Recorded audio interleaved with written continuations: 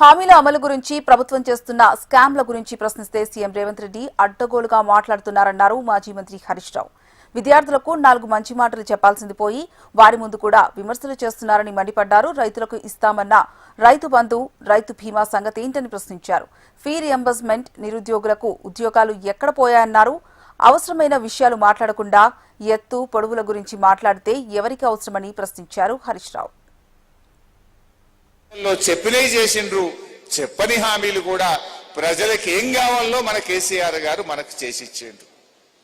అయితే ప్రజలు కేసీఆర్ బాగా చేసిండు, కానీ రేవంత్ రెడ్డి 15,000 ఇస్తా అంటుండు కదా, రైతు బంధు 4,000 పెన్షన్ ఇస్తా అంటుండు కదా, అక్కా చెల్లెళ్లకు మహాలక్ష్మి కింద 2,500 ఇస్తా అంటుండు కదా అని ఒక ఆశ పెట్టిండు మనకు. కృతజ్ఞతకు ఆశకు మధ్య పోటీ జరిగితే ఎప్పుడైనా ఆశే గెలుస్తుంది కదా. స్కూల్ పిల్లల దగ్గర పోతే ఏం చెప్పాలి మనం?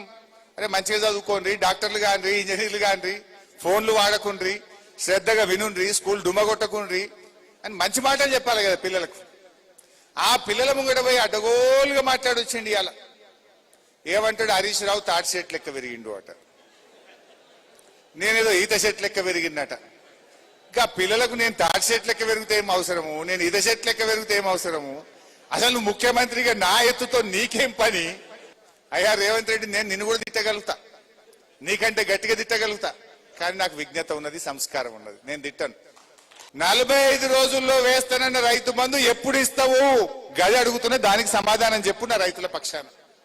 రైతు బీమా ఆగిపోయింది, గా రైతు బీమా చేస్తావా చెయ్యవా గాముచ్చట కావాలి, కానీ నేను తాటి చెట్లకి పెరిగితే నీకు రైతులకేం అవసరం, నాకేం అవసరం, నీకేం అవసరం?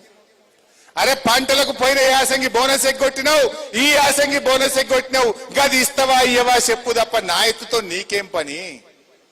అరే పిల్లగాళ్లకు ఇలా ఫీజు రియంబర్స్మెంట్ ఇస్తలేవు, 30 లక్షల మంది ఎస్సీ ఎస్టీ బీసీ పిల్లల చదువులాగమైనవి, గది ఇస్తావా ఇయ్యవా నేను నిన్ను అడుగుతూనే ఉంటా.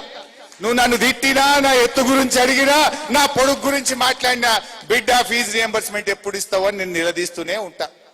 మా నిరుద్యోగ యువకులకు మొదటి ఏడాది 2 లక్షల ఉద్యోగాలు ఇస్తా అన్నావు, గది ఇచ్చేదాకా నిన్ను గల్లబట్టి అడుగుతూనే ఉంటా, నేను ఇడిచిపెట్టా.